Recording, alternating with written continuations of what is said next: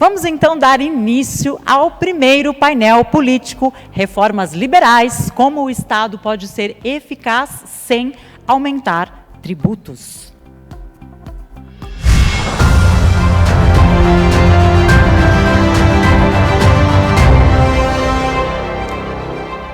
Muito bem, e para completar a nossa rodada de debate, vou chamar novamente ao palco, por favor, o presidente da ABAD, Leonardo Miguel Severini, venha para cá.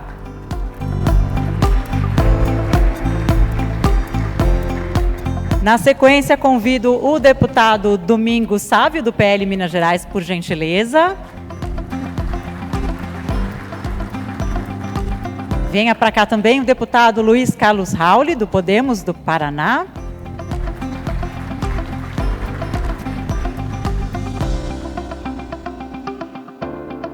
Já aproveito para convidar também agora o mediador e coordenador da agenda política da ABAD, Alessandro De Simone. Seja muito bem-vindo, Alessandro.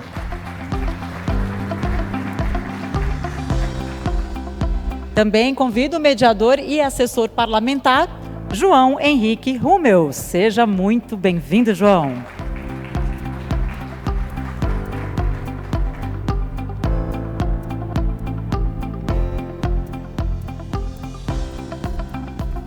Muito bem, time montado. Agora, boa noite, time montado. Eu vou passar, então, a palavra ao nosso mediador, o Alessandro De Simone. Um ótimo painel para todos vocês. Aproveitem. Bom, pessoal, boa noite a todos. Vamos mais um ano de convenção da ABAD.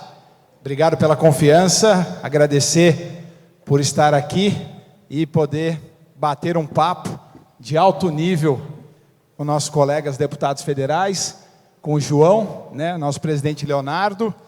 Bom, acho que esse ano a gente está vivendo um ano muito desafiador, né, pessoal? Não só no mundo, né, mas também no Brasil. A gente que vai discutir amanhã um painel sobre ESG, todos vocês vão estar presentes, né, participar. O próprio ESG, né, tem sofrido nos últimos tempos.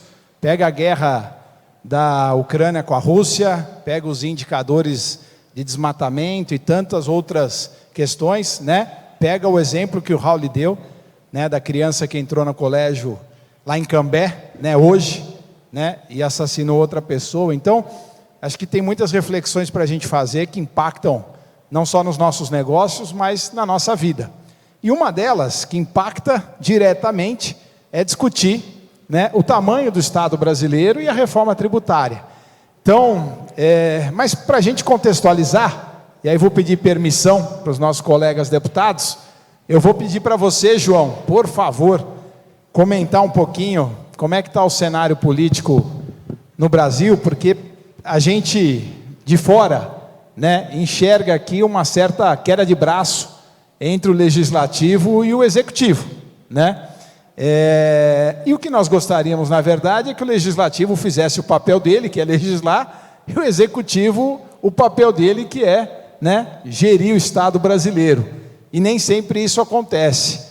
E tem uma questão importante, né, que é o próprio contexto da reforma tributária, né, João? Quanto é que nós estamos maduros, prontos?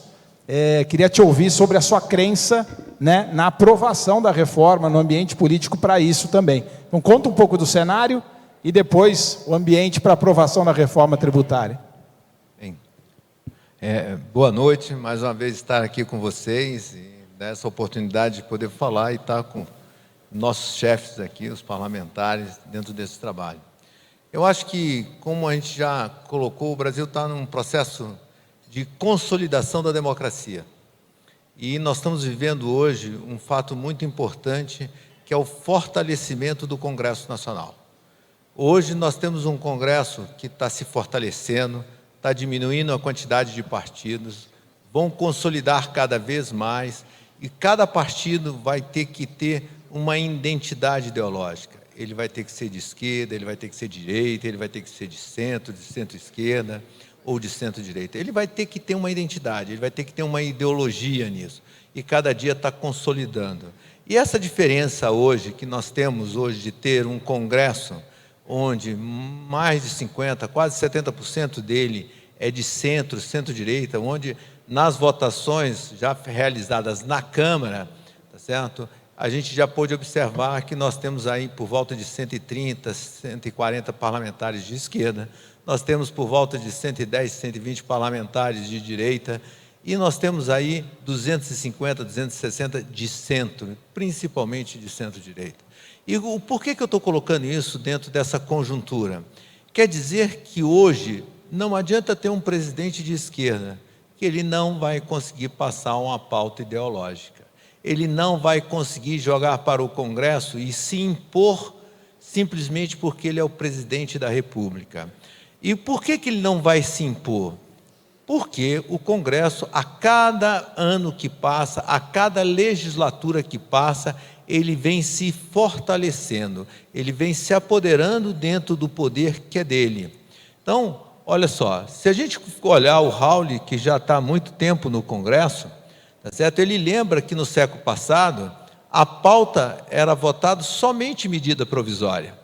Era só medida provisória, eu não votava outra coisa. Então, qualquer assunto que era tratado dentro do Congresso Nacional era de origem do Executivo. Esse ano, o ano passado, para vocês terem uma ideia, 76% do que foi votado no Congresso Nacional foi de origem do próprio Legislativo. A influência do Executivo na formação e na proposição de políticas públicas, elas estão mudando. Um exemplo, as duas propostas de reforma tributária são de origem de onde? Do Legislativo, não são do Executivo. Então, quer dizer, esse é um empoderamento muito grande. Outra coisa que a gente tem que tratar hoje, que esse empoderamento, que é muito importante a gente tratar aqui agora, é que cada parlamentar aqui, cada deputado hoje, ele ganhou, nesse seu primeiro ano, ele ganhou cada um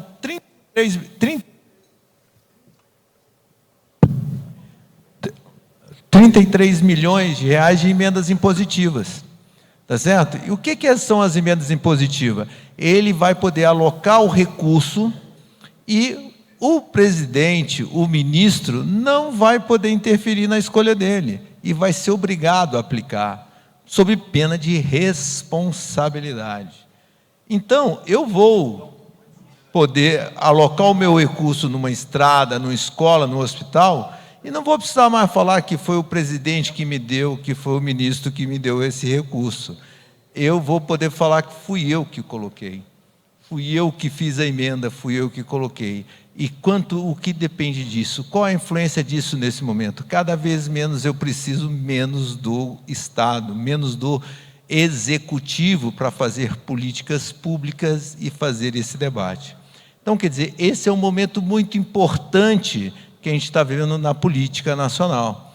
É o fortalecimento e a capacidade de discutir o nosso projeto, o projeto da sociedade dentro do parlamento, com a independência do legislativo, sem grandes influências que ainda tem do executivo. Nós estamos passando por um processo de aprendizado, vai ser sofrido, vai ser doloroso, tá certo? Vamos ter o exemplo que a gente está vendo esse ano.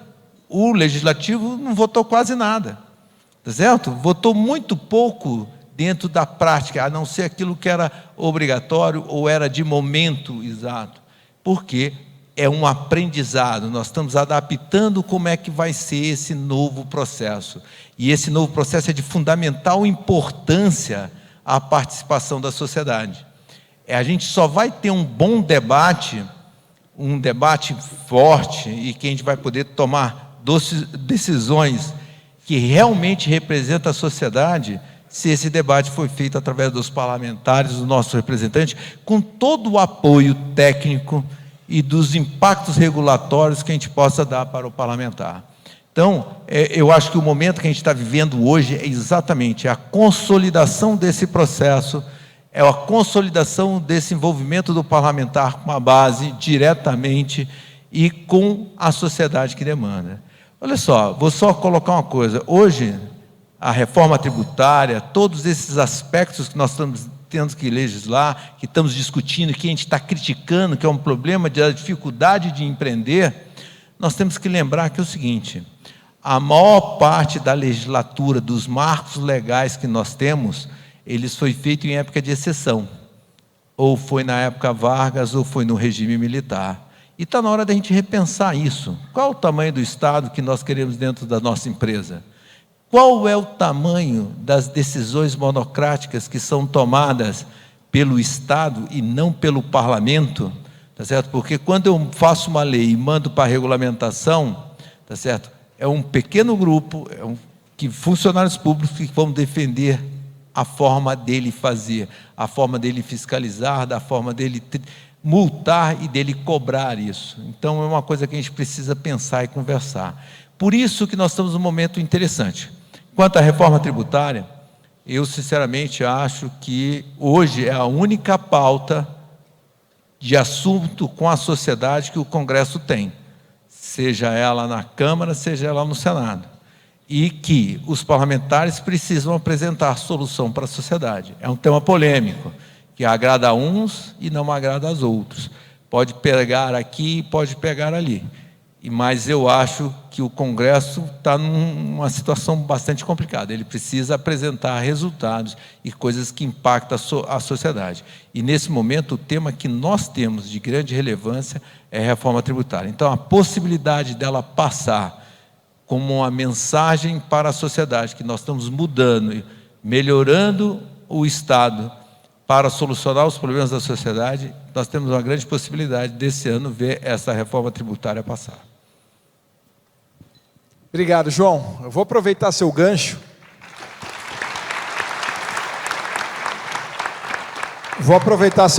João, e passar a bola aqui para o deputado da Vitória, e aí encaixar duas perguntas, deputado. Primeira delas, a questão do tamanho do Estado brasileiro, né? A sociedade hoje está extremamente informada e acompanhando tudo o que está acontecendo. E a gente sabe que a reforma tributária, com certeza, é uma das reformas relevantes que o Brasil precisa, e como você mencionou, 10 em 10 empresários são favoráveis a uma reforma tributária. Mas a gente tem a reforma administrativa também, né, que poderia definir o tamanho do Estado brasileiro, né, mas a gente não trouxe ela para a mesa. Então, o que viria primeiro, né? O que é mais importante? É o tributário, é o administrativo, ou é o momento político para encaixar, né, uma aprovação aqui, um parecer de alguma delas? E a questão dos incentivos é outra pauta do nosso setor, né, deputado? Você conhece muito o setor de atacado e distribuição, nós lutamos muito em 2021, né, com a sua liderança, e agora a gente não pode deixar esmorecer, né? Esses incentivos têm que perdurar até 2032. Então, peço que você comente um pouquinho aqui dessas duas questões, por favor. É uma covardia falar de reforma tributária com o Luiz Carlos Raul aqui na mesa, não é verdade? Até porque ele dá uma consultoria direta para todos nós parlamentares. Mas é uma prerrogativa nossa, enquanto representante, estarmos lá para proferir o nosso voto. E essa compreensão que a ABAD tem, eu já falei aqui em relação a esse apoio que vocês dão ao presidente, porque ele fique no Congresso Nacional, nas agendas com essas frentes importantes, nos dá uma direção direta de que é importante para a sociedade. Por esse motivo, eu tenho uma percepção que eu acredito que o tempo é agora, o início de uma legislatura, porque nós temos duas eleições num período de uma legislatura no Congresso Nacional. Uma eleição municipal e uma eleição estadual, que é um tema muito complexo para você debater em período eleitoral. E a reforma tributária é uma que alcança a vida de todo cidadão brasileiro. O custo Brasil não se compara com nenhum outro país, né? Nós temos uma despesa muito grande até para você calcular o imposto que nós temos. Então, já é um sentimento generalizado, aqui falado pelo João Henrique, que é uma entrega das mais importantes que nós temos à reforma tributária, mas é necessário que o ambiente no Congresso esteja favorável para isso. Nós temos um ambiente reformista, né, uma grande parte dos parlamentares que pensam no desenvolvimento, muitos do centro-direita, com a vontade de poder fazer essa entrega, os partidos já estão inclinados, e hoje, na presença do nosso relator, que mais uma vez reafirma o compromisso de fazer uma transição, mantendo aquilo que a legislação já garante, e é uma segurança para a gente, principalmente para os nossos atacadistas e distribuidores que tiveram uma luta bastante sadia do lado dos nossos parlamentares e nos ajudaram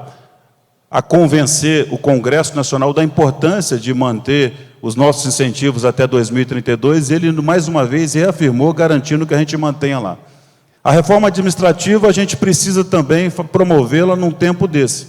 Eu acredito que se a gente não submeter a avaliação do Congresso nesse momento, porque nós temos hoje um país com os nossos servidores públicos que cada vez mais estão mais assistidos no Congresso Nacional. Qualquer um posicionamento que a gente fala em diminuir a despesa do Planalto Central, a despesa das nossas administrações estaduais e municipais, a gente já tem um conjunto de entidades, sindicatos, associações defendendo servidores públicos que precisam ter as suas garantias constitucionais.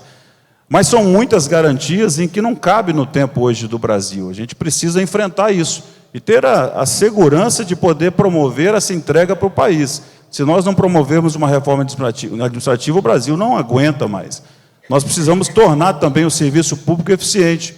A gente não tem numa empresa nada que você não planeja que dê o resultado como a prioridade. Assim também tem que ter o serviço público. É lógico que temos as diferenças, não são plenamente semelhantes, mas você não pode ter gestão de um governo, tanto ele federal, quanto estadual, quanto municipal, que ele esteja a caminho de um colapso. E muitas das vezes nós temos gestores que não conseguem ter essa condução, não conseguem ter o discernimento que ele precisa fazer com que a sua gestão seja eficiente, que tenha capacidade de fazer investimentos, e acaba errando muito. Se a gente tiver garantias consagradas pelo nosso Congresso Nacional, baseadas em regras, em leis, naturalmente, a gente vai conseguir com que o nosso país seja observado, não só aqui pelos nossos investidores, mas pelo mundo de uma forma muito melhor. É necessário somente falar nessas duas pautas importantes, da reforma tributária e na reforma administrativa, o mercado já dá os seus sinais, não só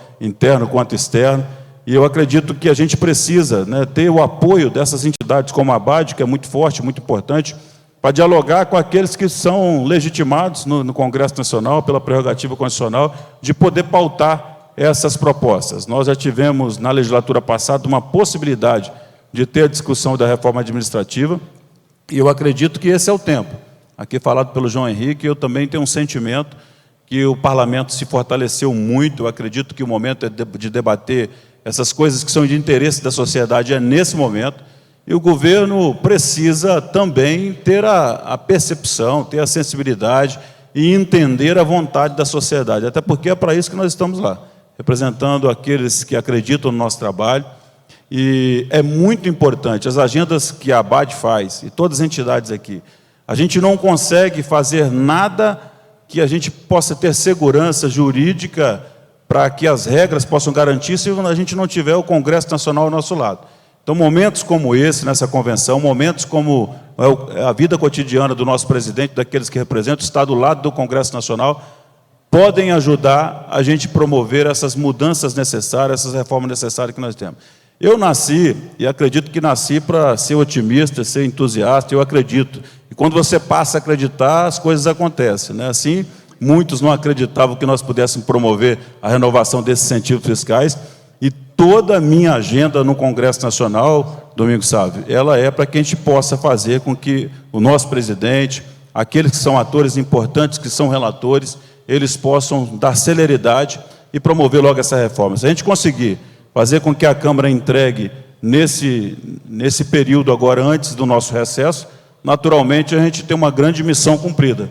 E essa segunda pauta, que é a reforma administrativa, eu acho que tem que estar no nosso radar, que a gente possa promover também no decorrer desse ano, esse debate, se Deus quiser, até o final do ano, a gente botar ela para poder ser votada no plenário da Câmara do nosso Congresso Nacional. Agora, deputada, só para contar um pouco dos bastidores, você comentou que recebeu semana passada o Benarapi, que é o secretário especial da reforma tributária. Foi hoje.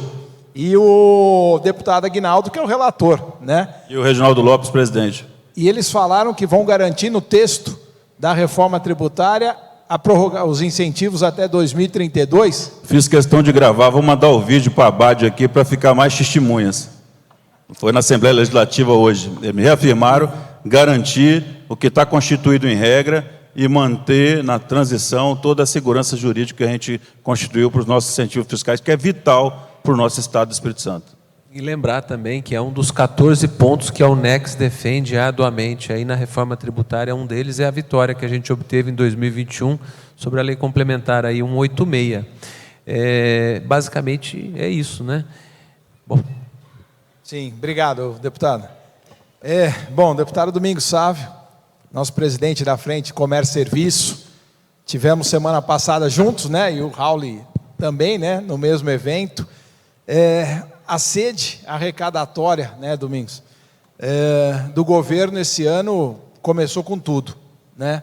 A gente tem 3 exemplos que aconteceram, mas rapidamente, né? O ICMS no PIS e COFINS, na questão dos incentivos fiscais, né? Como subvenções, tratamento para o imposto de renda, a tributação de rendimentos no exterior, né? A gente sabe que tem todo um plano, né, econômico, mas tem uma sede arrecadatória, né? E na reforma tributária, uma das preocupações que a gente tem é essa, né? Até falei para o Raul comentar na fala dele a respeito disso, né? Da preocupação de aumento de carga, porque a impressão que nós ficamos quando a gente teve com o Bernard Api é de que o governo tem evitado uma discussão sobre aumento de carga, dizendo que no geral não vai haver aumento de carga tributária, ou seja, a nossa carga relacionada ao PIB ela se mantém, né? Mas talvez alguns setores sejam mais impactados, outros menos impactados.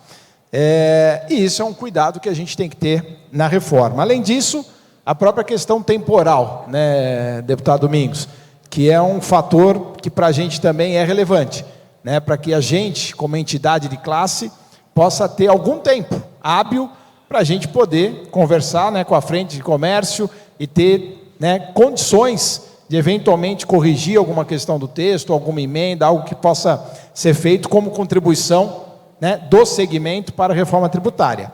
E o timing disso é muito curto, né, apresentar essa semana, para votar na primeira semana de julho, então somos favoráveis à reforma, né, mas talvez com tempo hábil para que a gente possa fazer eventuais correções. Então, queria que você reforçasse essa mensagem que você falou na semana passada e comentasse um pouco disso, por favor. Obrigado, Alexandre. Obrigado pela pergunta. Eu acho que, com toda a sinceridade, o meu principal objetivo, além de atender o convite, que me honrou muito, é falar com os senhores e com a senhora sobre isso. E falar da grave preocupação com isso. Vamos ser realistas, eu não vou ficar com muito rodeios, não. É consenso que precisamos de uma reforma tributária no Brasil, porque o modelo é desastroso. O modelo é uma tragédia. Trava o nosso desenvolvimento econômico, é oneroso, mais de 5 trilhões de passivo judicial. Então não precisamos de acrescentar adjetivo. Agora, por favor, não me dizer que porque há 30 anos a gente tem clareza de que não está dando certo, que está ruim, que está aumentando o custo do Brasil. Não venham me dizer que porque há 30 anos a gente diz que precisa fazer uma reforma, que a gente pode votar ela amanhã, porque já discutimos o suficiente. Ora, não brinquem com a nossa inteligência. Não subestime cada um dos senhores e senhoras que tem responsabilidade. E nós que somos parlamentares. Não tem cabimento. Especialmente depois do relatório que saiu, que não é um relatório como convencionalmente se tem no Congresso. Quando se cria um grupo de trabalho ou uma comissão analisa um projeto, o relatório vem, ao final, dizendo se é a favor do projeto que ele está analisando, se é contra, ou apresentando um substitutivo. A comissão foi criada, todos sabemos, para construir um substitutivo. O quê? Um projeto de emenda constitucional e indicando quais seriam os outros projetos de lei complementar que nós teríamos. A partir do projeto, aí sim, a gente tem condição de avaliar. Não vai aumentar imposto para o setor de comércio, para o setor de serviços? Não vai impactar no atacadista, no distribuidor? Qual é o resultado concreto que teremos com a reforma tributária. Isso requer fazer conta. Nós não estamos votando um projeto, ou não pretendemos votar um projeto teórico, sobre costumes, em que a gente vai discutir a teoria, ou um artigo em que a gente vai estar citando como é que é o comportamento das pessoas. Nós estamos votando algo que impacta sobre o consumo. E com um detalhe, uma reforma tributária é sobre consumo. Não é uma reforma tributária sobre toda a estrutura tributária do país. Não está se votando sobre renda, sobre patrimônio. Não se mexe em PVA, não se mexe em imposto territorial, não se mexe em imposto de renda, não se mexe em imposto sobre operação financeira. Tem uma série de outros impostos que nós vamos continuar pagando. E as pessoas estão achando assim, nós vamos acabar com todos os impostos, vamos ter um imposto único. Ora, há consenso que precisa fazer reforma tributária, há consenso que o imposto sobre valor agregado, ou imposto sobre bens e serviços, que é a denominação que está se dando, é algo acertado, que funciona no mundo inteiro, mas há consenso também, pelo menos por quem está querendo defender todo o setor produtivo brasileiro, que ao contrário do que dizem, o IVA no mundo inteiro não é com uma tarifa única, ou com 2 ou 3 tarifas, não, são com várias tarifas. E não é razoável você imaginar que você vai diminuir a carga sobre a indústria, que nós somos a favor que diminua, e sobrecarregar 70% do PIB, e às vezes com uma transferência direta, porque nós ainda não temos número, e depois dizer, não, não vai haver aumento no volume geral. Como é que a gente pode confiar nisso, se não se quis discutir reforma administrativa primeiro? Eu queria inclusive falar, talvez numa segunda rodada, se é possível melhorar a estrutura de serviço no Brasil sem aumentar imposto. E é claro que é. Nós tínhamos que começar discutindo reforma administrativa. Nós poderíamos diminuir o custo do Estado, temos obrigação de diminuir o custo do Estado. Agora a gente começa fazendo uma reforma tributária que nos passa a sensação, porque não tem texto ainda redigido, então ainda não vou dizer que sou contra, nem que sou a favor. Mas nos passa uma preocupação de que pode haver. Chega a se falar em tributar a cesta básica, tributar alimentos, e depois ainda vem com uma teoria maluca de fazer cashback. Ora, num país em que 90% da população ganha menos de R$ 3.500, é dado real do IBGE. Os funcionários dos senhores e das senhoras, das suas empresas, quantos por cento ganham mais do que R$ 3.500? Quantos por cento ganham mais do que 3 mil? O IBGE já disse isso, e eu vou concluir dizendo, tem cabimento eu pegar uma reforma de imposto sobre consumo e tentar fazer distribuição de renda nela? Ora, depois vamos discutir imposto de renda. Aí eu faço a classe média, que já está empobrecendo no Brasil, pagar mais pelos alimentos, vai impactar lá na alimentação fora de casa, pagar mais, para depois fazer um gesto populista, de dizer, eu vou devolver para quem está no cadastro único, ou eu vou devolver para 90%. Então para que eu vou cobrar para devolver? Que lógica tem isso, a não ser um gesto populista? Então olha, essa é a minha principal mensagem para os senhores, e para os meus colegas que estão aqui. Nós queremos votar a reforma tributária, mas não goela abaixo. A Câmara já tem cometido erros nesse sentido. Leva para o plenário, vota à noite, um relatório que foi apresentado na hora. Aliás, no término do relatório, que é um histórico do grupo de trabalho, o colega que eu respeito profundamente, Aguinaldo Ribeiro, disse o seguinte, o substitutivo eu vou apresentar no plenário. Ora, por favor, nós precisamos do substitutivo essa semana, terminando, Alexandre, para começar a discuti-lo em agosto. Porque eu quero esse substitutivo na mão para fazer as contas, junto com o Raul, que é um cara que eu respeito profundamente, sério, correto, e que se o substitutivo não vier de uma maneira justa, ele vai ser um dos primeiros que vai dar o grito, mas ele precisa fazer as contas, velho. Ele precisa de conhecer os números, os senhores precisam de conhecer os números, o da Vitória precisa de conhecer os números. Quem daqui conhece os números, ou a clareza de que os incentivos necessários serão preservados? Como é que vai se resolver os créditos de ICMS que estão passivos aí nos estados, se você acaba com o ICMS? Nós precisamos de responder tudo isso, e só depois de termos o projeto na mão, Alexandre. Eu me alonguei um pouco, porque para mim esse é o mais importante de todo esse debate. Nós queremos reforma tributária, e queremos que ela não aumente imposto, porque a gente já paga muito. Como que a gente vai ter segurança, se nós tivermos tempo para analisar? É esse o grande X da questão. A regra no Congresso, e aí eu compartilho com vocês, está assim: o presidente da Câmara, que é alguém que eu respeito profundamente, se reúne com os líderes, aí o relatório final é discutido, e a gente chega à noite, o relator é indicado para o plenário, nesse tipo de votação. Porque se fosse aquilo convencional que o regimento prevê, seria uma análise numa comissão especial, de uma emenda constitucional, com várias sessões, com os membros da comissão podendo apresentar emenda. Não, nós só vamos poder apresentar emenda no plenário e vamos ter que ter maioria qualificada para apresentar emenda no plenário. Então, se o líder do partido já não concordou de apresentar emenda, nem emenda vai ter.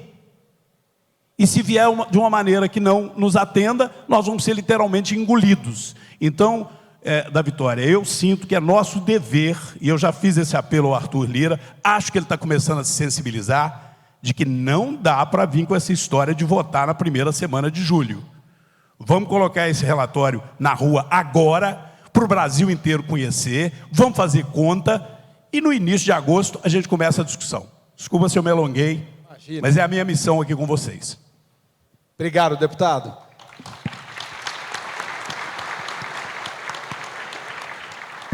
Bom, deputado Rauli, welcome back. Eu queria te perguntar, primeiro o seguinte, né? Você entrou no lugar do Deltan, né? Foi cassado. Como é que foi quando você recebeu a notícia, deputado? Conta pra gente esse bastidor aqui. Você vibrou? Como é que foi? Você imaginou? E depois, obviamente, né? Porque você conhece muito de tributação. Acho que a grande preocupação que nós temos, em primeiríssimo lugar, é aumento de carga, né? Eu acho que o comércio não pode ser penalizado, né, com aumento de carga, porque o nosso segmento específico, né, Raul, as margens são muito pequenas, muito pequenas. Qualquer erro, qualquer desvio, qualquer aumento de carga impacta diretamente o negócio. Então, acho que é legal uma explicação nesse sentido. Mas me conta que eu estou curioso, quando você tomou conhecimento que você ia voltar para o Congresso. Depois de 2018, que eu perdi o mandato, eu deixei aprovada a PEC 293 da reforma tributária. A comissão especial que eu relatei aprovou por unanimidade com todos os partidos um relatório. Como o Rodrigo Maia, eu não me elegi no ano seguinte, ele não gostava de mim, sentou em cima da minha PEC, botou na gaveta dele, lá na presidência da Câmara, e começou a tramitar uma outra igual, que é a 45. E aí começa a 45 em março de 2019. Eu peguei debaixo do braço a 293, fui no gabinete do Álvaro Dias, que é o meu companheiro de vida pública, fui secretário da Fazenda dele no século passado, como diz o João. Foi ali que eu aprendi o que é sistema tributário. Fui secretário da Fazenda dele por quase 4 anos. Foi ali que eu fiz um convênio com a Secretaria da Fazenda de Berlim e eles mandaram 2 auditores para cá e nós fizemos várias incursões para lá. E a primeira, eu fiquei lá 15 dias em Berlim, conhecendo o modelo alemão e o modelo europeu. Ali que caiu a ficha. Eu, como economista, tinha sido vereador, prefeito, secretário de Estado da Fazenda, e falei, puxa vida, que erro que o Brasil tem. Nós temos um sistema tributário do avesso do modelo europeu, do modelo da OCDE, né, que é exatamente o IVA europeu, com a anarquia tributária que nós temos na base de consumo. Imposto de renda, aqui nós temos um imposto de renda adicional, que é a CSL, que é uma contribuição sobre o lucro líquido que foi criado depois da Constituição de 88 para dar o tombo nos municípios, Estado, para não dar partilha. E os impostos patrimoniais são clássicos, né? IPTU, IPVA, ITR, ITCMD e ITBI, tem no mundo inteiro, são os mesmos tributos, de baixíssimo poder arrecadatório. O imposto de renda na OCDE chega a uma média de 34%, 35% da arrecadação da OCDE. Nos Estados Unidos, 50%. No Brasil, 21%. O patrimonial no Brasil, 4,5%, nos Estados Unidos, 10%, e na OCDE, quase 6%. E o imposto de consumo nosso é 75%. E o imposto de consumo nos Estados Unidos, 40%. E o imposto de consumo na OCDE, 33%, mais ou menos, 34%. Aliás, desculpe, 60%. Folha e consumo, 60%, Estados Unidos, 40%, Brasil, 75%. Eu vi que o sistema tributário brasileiro está de ponta cabeça. Ele é contra o empresário e contra o consumidor. E contra o progresso e o desenvolvimento. Aí fui estudando desde 1987 até hoje, debatendo, cheguei no Congresso em 91, a minha primeira PEC foi a PEC 48 de 1991 de reforma tributária. Eu fiz com a colaboração do mestre Ives Gandra, que é meu amigo e tinha sido meu advogado na Secretaria da Fazenda em algumas ações do Estado do Paraná no Supremo Tribunal Federal. Bom, dali eu comecei a debater. Falei, bom, não conseguimos fazer a reforma, fiz o Simples Federal, fizemos o Simples, o primeiro Simples Federal. Os estados e municípios não queriam entrar. E fiz o Simples 2, Simples 3, Simples 4, fiz a lei de exportação, a Lei Candir, eu que relatei também, que fez do Brasil o maior exportador de commodity do mundo, né? Claro que a tecnologia, o agricultor brasileiro, a Embrapa, todos desenvolveram o agro brasileiro, mas a desoneração das exportações foi o ponto central, que aquele dinheiro, né, que era cobrado na exportação reverteu para o produtor rural e para toda a cadeia produtiva do agro, que fez do Brasil, o agro hoje é uma expressão, uma realidade imensa. Só que teve um erro, nós paramos de industrializar. Então, houve alguns erros naquela época, principalmente o do secretário da Receita, que era muito duro e rude, e não deixava, e acabamos perdendo todo o parque moageiro para a Argentina, naquele período. Aí um outro capítulo. Bom, aos dias de hoje, eu vejo assim, o sistema está de ponta cabeça. O Brasil tem um manicômio tributário, jurídico, e um Frankenstein funcional.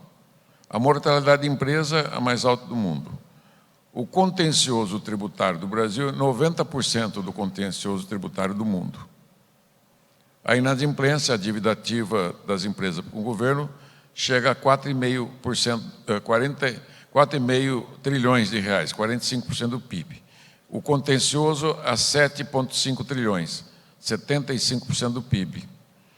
As renúncias fiscais da União e dos Estados a 6% do PIB ao ano, 600 bilhões. O custo da burocracia para pagar os impostos, de 100 a 200 bilhões. Tem duas fontes de pesquisa aí. E a sonegação, que é fruto da informalidade, que está em 25% do PIB, o nosso PIB hoje é de 10 trilhões. Temos 25% do PIB na informalidade e deixamos de arrecadar 800 bilhões por ano.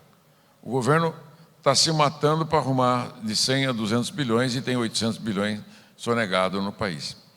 No atual sistema, tem centenas de alíquotas, milhares de legislações infraconstitucionais. Tem autonomia demais na União, nos estados, no município, e virou o paraíso do planejamento fiscal e da sonegação, da meia nota, da nota calçada, do crédito frio. O fato é que o Brasil não tem um capitalismo, não tem uma economia de mercado. Quem pode mais chora menos. Nós já temos que enfrentar os monopólios, oligopólios e cartéis e trustes que existem no mundo inteiro. Os grandes conglomerados internacionais estão todos no Brasil. Das maiores empresas do mundo, das 500 maiores do mundo, o Brasil tem 400 delas. E nenhum deles, eles gostam do que está acontecendo no Brasil. Eu já fiz palestra em todas as embaixadas dos grandes países com assento aqui em Brasília. Então, a análise é uma só. O erro travou a economia. O Brasil, que cresceu desde a proclamação da República até 1930, a 4,8% ao ano. Então, começou a atrair migrantes, milhões de pessoas para o Brasil. De 31 até 80, crescemos a 6,3% ao ano, o dobro do crescimento americano. De 81 para cá, caiu para 2%. E nos últimos 10 anos, 0%. O que vocês estão fazendo? O setor está crescendo porque alguém está perdendo. Com toda a sinceridade. Até poderia plagiar a Dilma, ninguém ganhou, ninguém perdeu, né? Quem vai perder vai ganhar, quem vai ganhar vai perder. Então, a verdade é que o Brasil capotou. Ah, mas arrecada. É claro, o potencial de arrecadação das alíquotas superiores do Brasil, o governo quiser, ele arrocha, ele arrecada 40% do PIB. Então, ele tem um poder imenso, principalmente o governo federal. Então, o que nós temos que fazer? Meu conselho de veterano. Eu acho que foi para isso que eu voltei ao Congresso, né? Não tem outra razão. Eu estava, como você disse, numa terça-feira em Brasília, eu dou consultoria para várias entidades grandes, já tinha me recolhido, estava no hotel, despachando, mandando e-mail, respondendo o WhatsApp, e de repente vem a notícia, começa os telefonemas, que o Deltan tinha sido cassado. Eu falei, não é possível isso, não está... Foi uma surpresa imensa, né? Foi bom. Aí o cara do Paraná não quis me dar o mandato, aí tivemos que brigar pelo mandato, o partido. Aí foi um horror, né? Mas tudo bem. Mas por que o Raul voltou? Porque a única coisa que eu aprendi melhor na vida é essa questão tributária. Basquete eu tentei jogar e jogo até hoje meia boca, né? Tive muitos mandatos. O joelho já não deixa mais. Eu estou com o joelho sem menisco nenhum, né? Não tem ministro no joelho. Então, mas por que eu entendo? Porque quando eu fiz o Simples, nós já atendemos 90% das empresas com reforma tributária. O Simples foi legal, foi bacana, ajudou as empresas, mas ele não tem força para mudar a economia. Quando nós pegamos o Simples, as microempresas tinha 17 do PIB, hoje tem 30. Foi uma luta, a nossa frente parlamentar da Câmara. Quando o dia que nós aprovamos o Super Simples, em 2006, eu falei, esse projeto é dos 513 deputados e 81 senadores. Esse projeto de reforma tributária, que está na Câmara e está no Senado, são primos irmãos, são da mesma natureza. O Raul não inventou o IVA, e nem o API inventou o IVA, e nem o Aguinaldo vai inventar o IVA. O IVA é um imposto que foi criado no começo do século XX, na França, em grandes discussões em Paris, onde se chegou à conclusão como ter um imposto que fique neutro para a cadeia produtiva. Ou seja, quem é que paga o imposto de consumo de bens e serviços? Primeiro, bens e serviço é uma base só. Aqui inventamos que o serviço é uma base e o bens é outra. Não. Não existe serviço que não seja aplicado na produção primária, na indústria, no transporte, no atacadista e no varejo. O prestador de serviço é intermediário. Ele tá dentro, entrelaçado, em todas as suas... Com raras exceções, ali na ponta, uma academia que presta serviço, é muito pequeno, um atendimento médico, um atendimento profissional, mas tudo que é PJ com PJ, uma compra e venda de PJ com PJ, é negócio entre empresas. Então, qual que é a diferença do modelo tributário do IVA europeu, Canadá, com o Brasil? No negócio entre uma empresa e outra, de compra e venda, não entra o imposto. Não se calcula, o imposto está fora. E aqui entra o imposto porque ele te dá um crédito que não existe, um crédito presumido, um crédito fixo, né?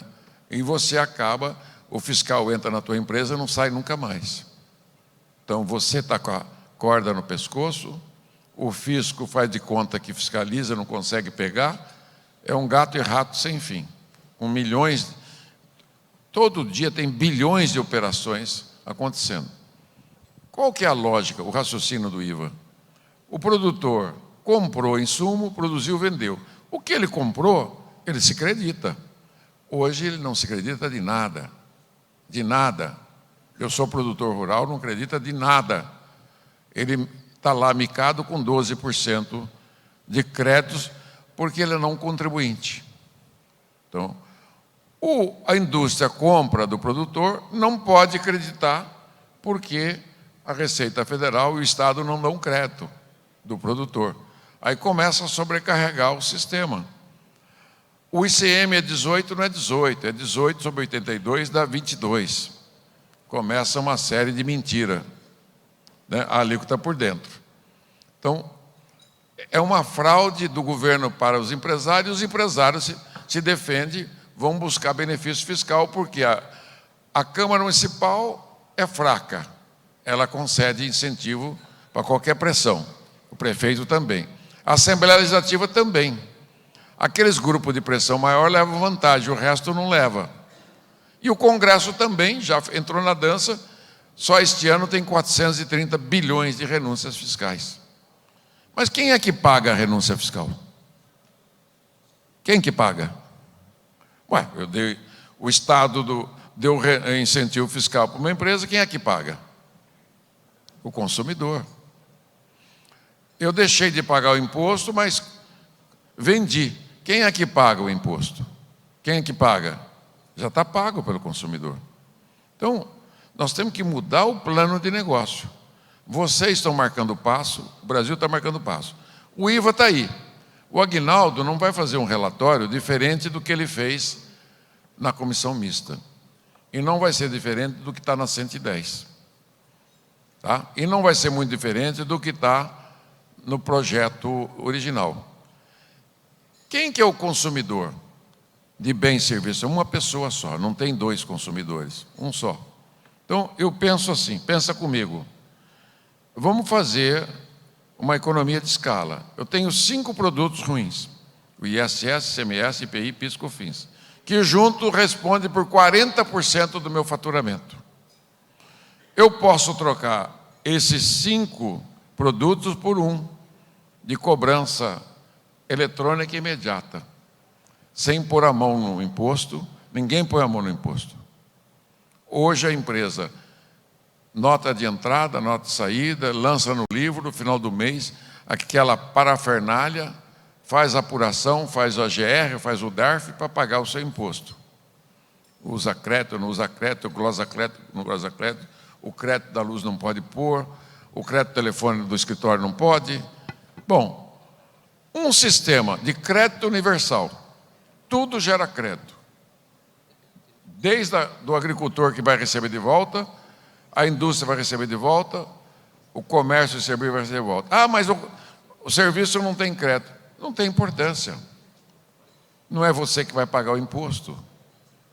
O consumidor é que vai pagar o imposto. Então, nessa racionalização, a nossa carga tributária hoje, desses 5 itens, está em 40% da arrecadação, 13% do PIB, 1 trilhão e 300. Só que é cobrado do consumidor 1 trilhão e 800 a quase 1 trilhão e 900. Tem 600 bilhões de gordura. Dá para ser eliminado quase tudo. Isso vai diminuir a carga tributária do consumo, da empresa e do consumidor.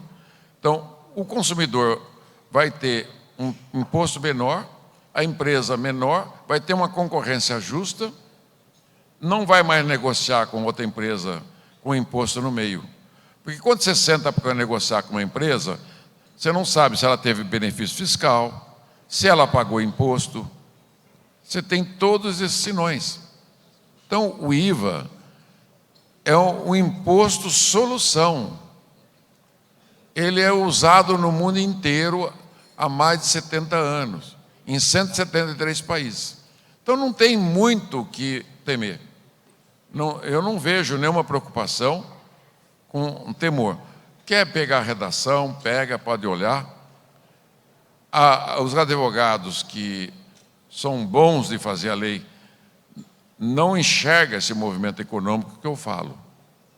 O movimento de compra e venda, a microeconomia.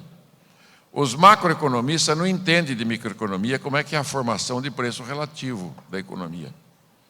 Sabe que Se o Brasil tem 25% do PIB de imposto sobre 65% da renda, tira 25 de 65, vê qual a carga tributária, qual é a alíquota que tem no Brasil.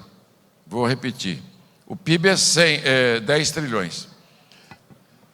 3 trilhões e meio é investimento fixo, 1 trilhão e 900, e 1 trilhão e 100 é gasto de governo, que não paga imposto, os dois.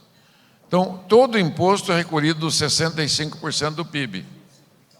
Só a folha de pagamento e os impostos de consumo representa 25% do PIB. 25 sobre 40, daqui que é a alíquota que dá.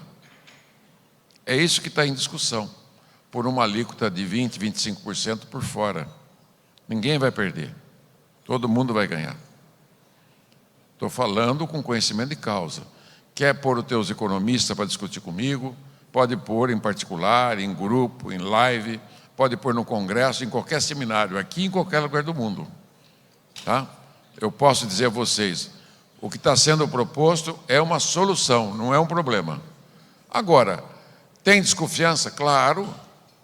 Nós estamos acostumados com um modelo sacana, que vem atrapalhando o país faz 40 anos. É hora de mudar.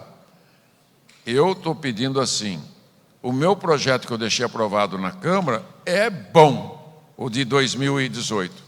O que discutiu evoluiu, porque houve envolvimento de todo o segmento. Só eu já fiz 470 palestras, mais de 2.000 entrevistas. O API, toda aquela turma lá. Então, veja, vamos para frente, olhar para o Brasil para frente. Se não gosta do governo, não tem problema. Gosta do Congresso e do Brasil. Vamos juntar força e aprovar o quanto antes, porque nós estamos perdendo tempo.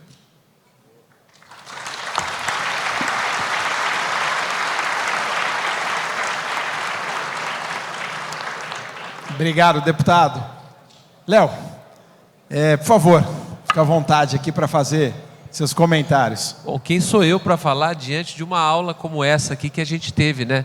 A pluralidade é muito rica, né? A gente está vendo aqui opiniões que são distintas, mas complementares. Eu tive semana passada num painel, juntamente até com o deputado Raul, o deputado Domingos Sávio também, estava o Bernard Api, falando sobre a questão da reforma tributária. O que a gente entende é que o ambiente hoje está ruim, né? A preocupação e a atenção de todos é quanto à mudança que virá, para que isso não piore, né?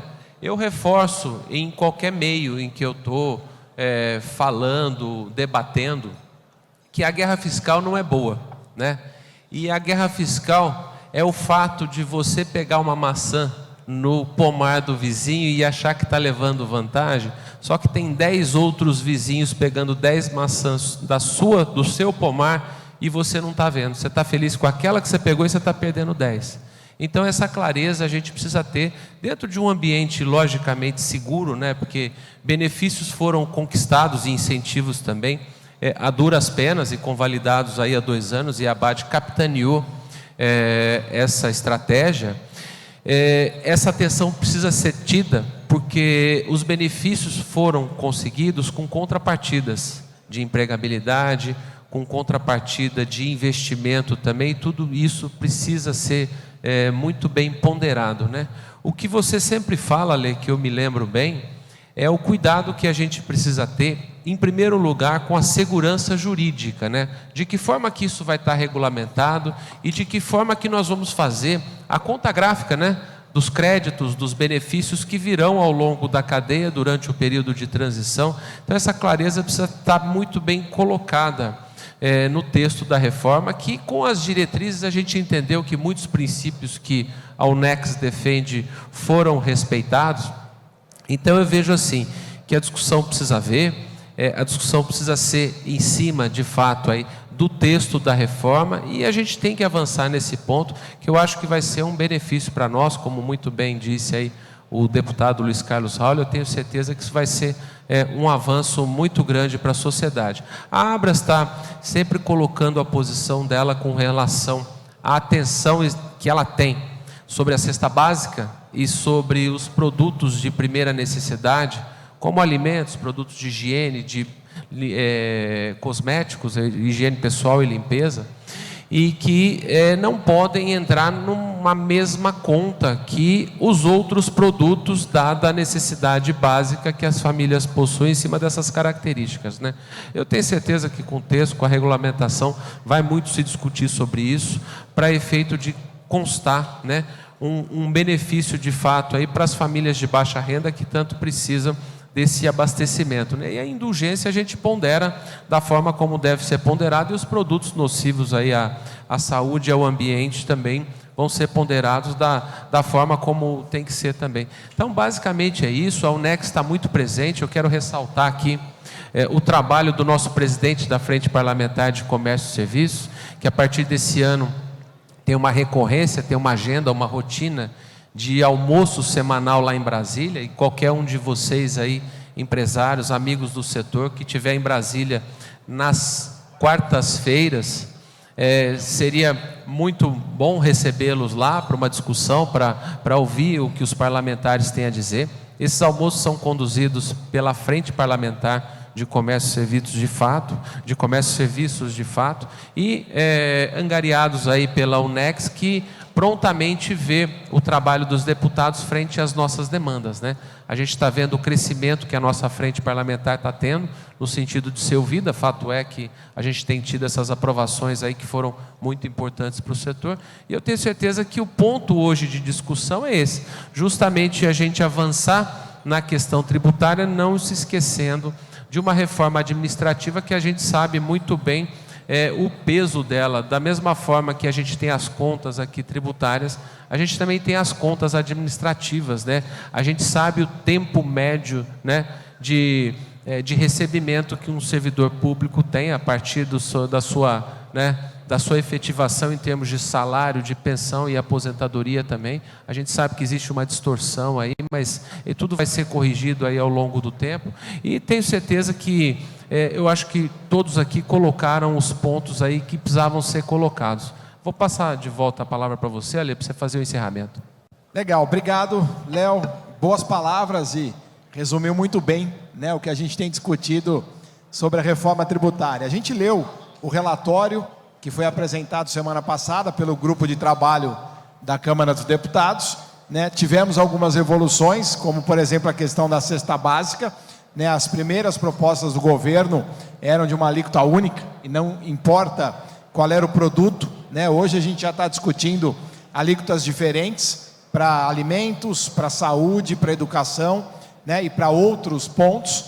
Então acho que já teve uma evolução nesse caminho. A questão da manutenção dos incentivos fiscais é um outro ponto, né? A não cumulatividade tem que ser plena nesse sistema, isso é relevantíssimo. Então é aguardar o projeto de lei para que a gente faça uma análise criteriosa, sensata, no momento certo. Bom, última rodada, mensagens finais. João, por favor, começa contigo. Bem, eu só vejo que o debate está crescendo, a reforma tributária, e que a gente está vendo o protagonismo cada vez maior do Congresso para tomar medidas maduras e com um bom diálogo para a sociedade.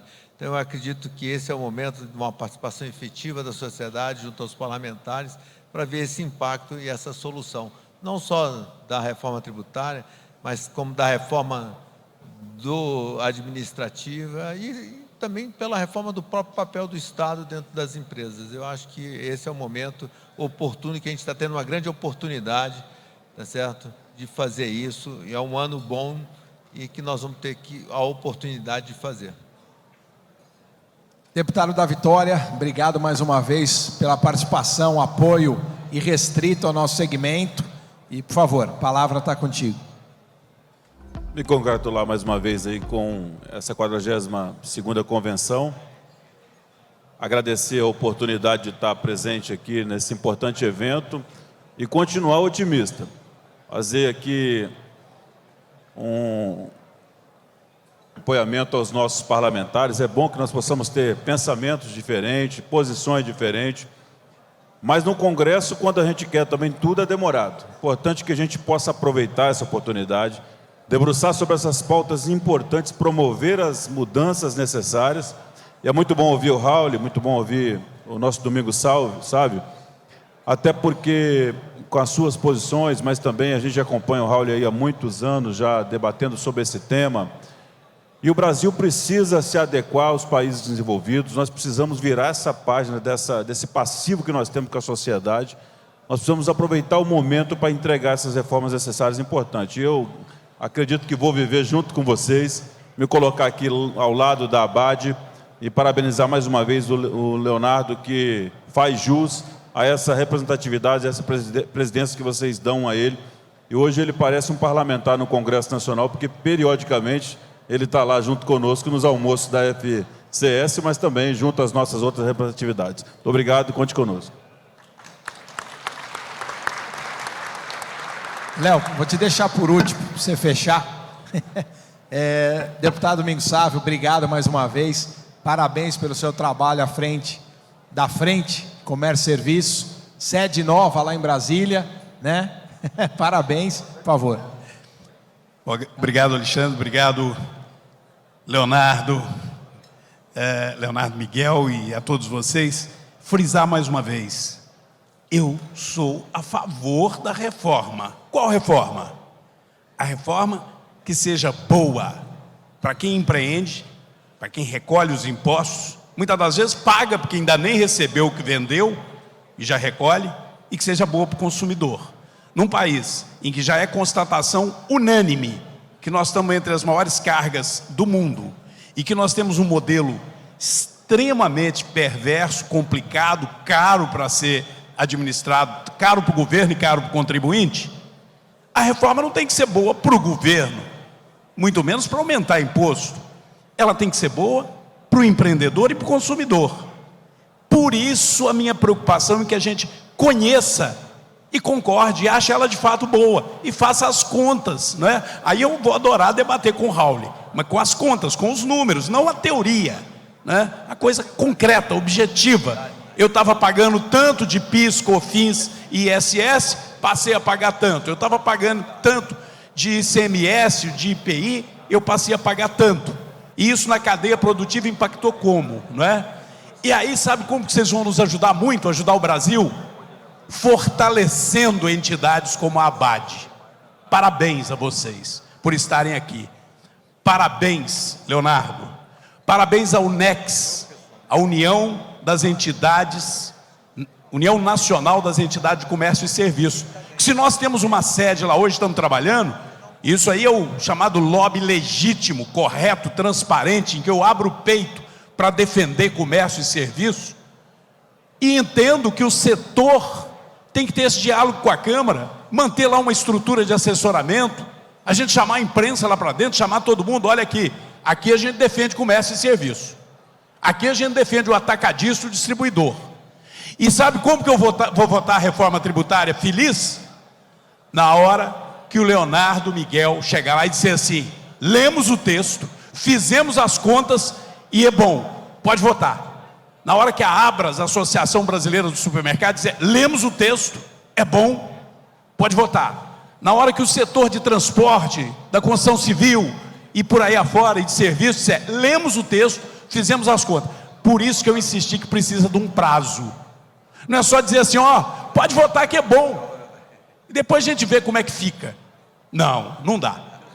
Até porque é uma reforma que você vai ter um novo modelo de imposto, de valor agregado, ou de bens e serviços, e vai continuar com todos os outros. Então a parafernália burocrática, pelo menos pela descrição que me deram, vai continuar numa transição que pode chegar a 50 anos. Então tudo isso precisa ficar mais claro, para a gente defender vocês de verdade. Conte com a Frente Parlamentar do Comércio e Serviço. Trago aqui o abraço do Efraim, que é o nosso presidente no Senado. A gente cuida disso com os colegas lá na Câmara, eu não faço nada sozinho, né?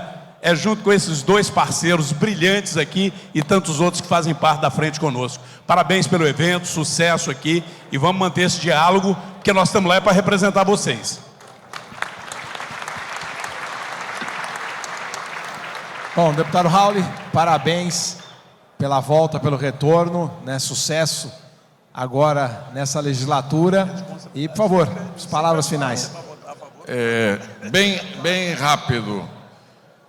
O que nós queremos? Um sistema que tenha simplicidade,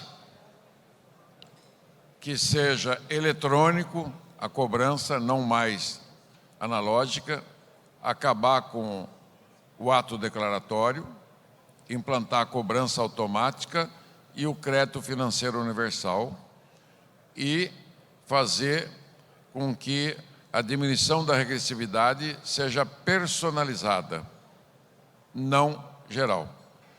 Eu tenho 100 mil itens para tributar, suponhamos, 70 mil só no setor de vocês e mais uns 30 mil itens na economia.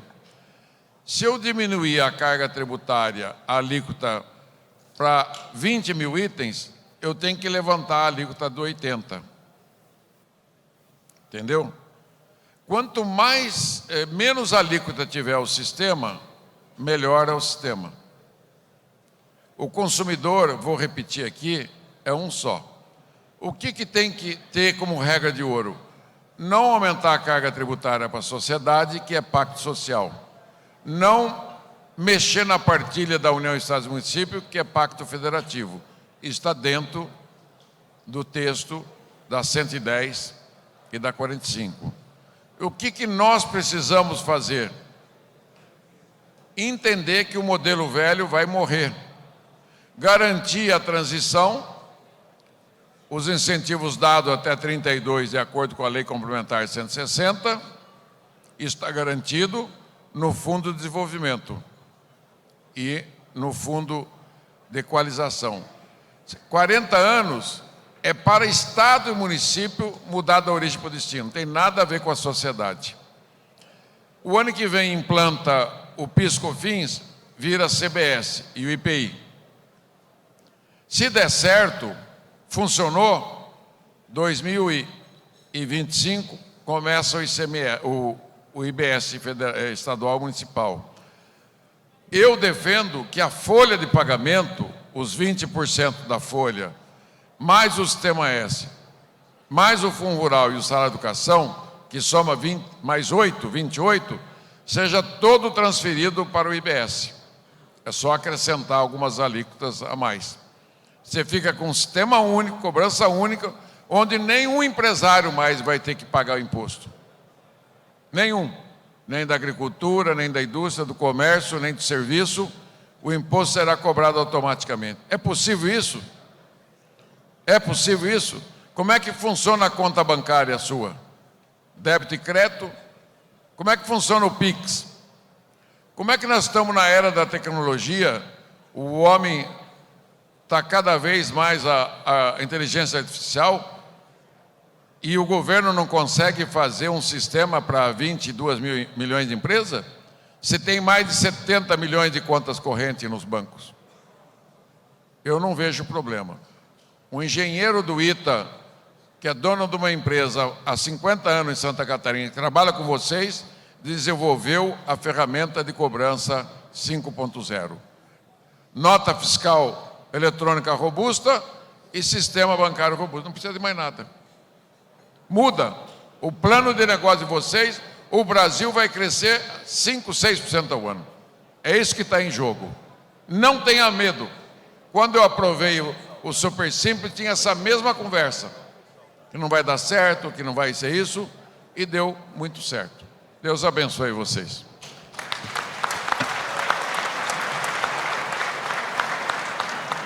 Léo, parabéns pela iniciativa do painel, né? Mostra a representatividade da BAD, o esforço da diretoria, né, em continuar as ações políticas junto ao Congresso.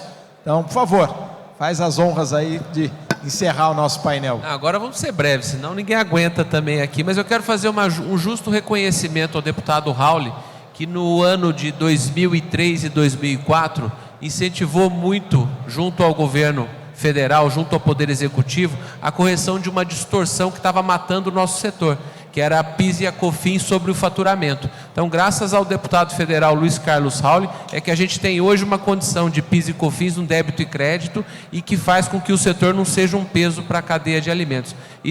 Esse reconhecimento o setor deve ao senhor. E, no mais, é convidar todos aí para para um jantar que nós vamos ter muito prazeroso aí, dar continuidade a nosso protocolo. Vai lá. Muito bem, palmas para todos.